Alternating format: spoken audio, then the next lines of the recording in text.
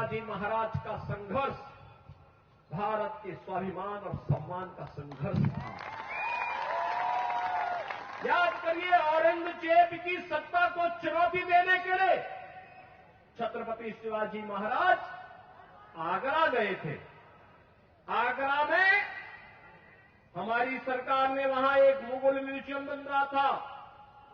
जब मैं मुख्यमंत्री बना, लोगों ने कहा इस म्यूजियम का नाम मुगल म्यूजियम है। मैंने कहा क्या इसमें होगा? कहा औरंगजेब से जुड़ी हुई स्मृतियां रहेंगी। मैंने कहा औरंगजेब से क्या संबंध है तुम लोगों का? क्या संबंध है? यह एक विदेशी आक्रांता था।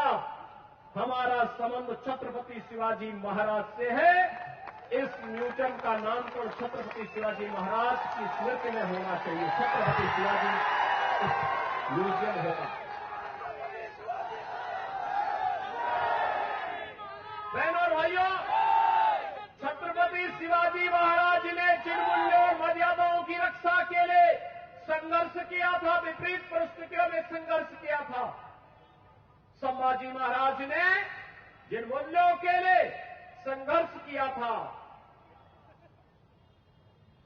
जिन अभियानों को लेकर के कभी त्याता टोपे ने देश की स्वाधीनता के संघर्ष को आगे बढ़ाया था, आज उसी संघर्ष में हम भी उससे प्रेरणा प्राप्त करके अपने देश और अपने समाज के लिए कुछ कर सके, यही कहने के लिए आज मैं आपके पास आया हूं।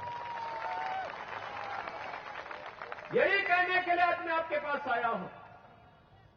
आप याद करिए, कांग्रेस 1947 में देश की आजादी के तत्काल बाद से लेकर के लगातार लंबे समय तक देश के अंदर शासन करने का अवसर कांग्रेस को प्राप्त हुआ था। क्या कांग्रेस ने कभी ईमानदारी से भारत और भारतीयता के बारे में सोचा? ये वही कांग्रेस है जिसने बाबा साहब भीमराव अंबेडकर का अपमान किया था। ये वही कांग्रेस है जिसने बाबा साहब भीमराव अंबेडकर को चुनाव में परास्त करवाया था। और यही कांग्रेस है जो लगातार भारत की सुरक्षा के साथ सेंध लगाती रही। याद करिए, आज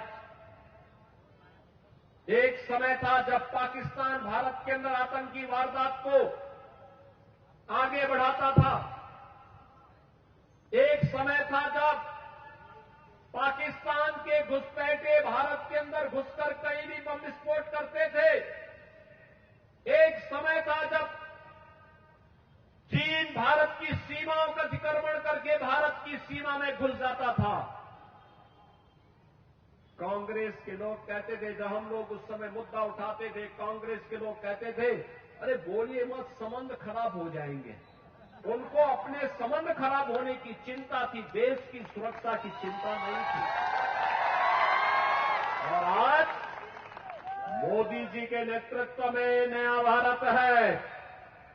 अगर भारत की सीमा का अतिक्रमण करोगे तो फिर राम नाम सत्य है की ही यात्रा निकलेगी।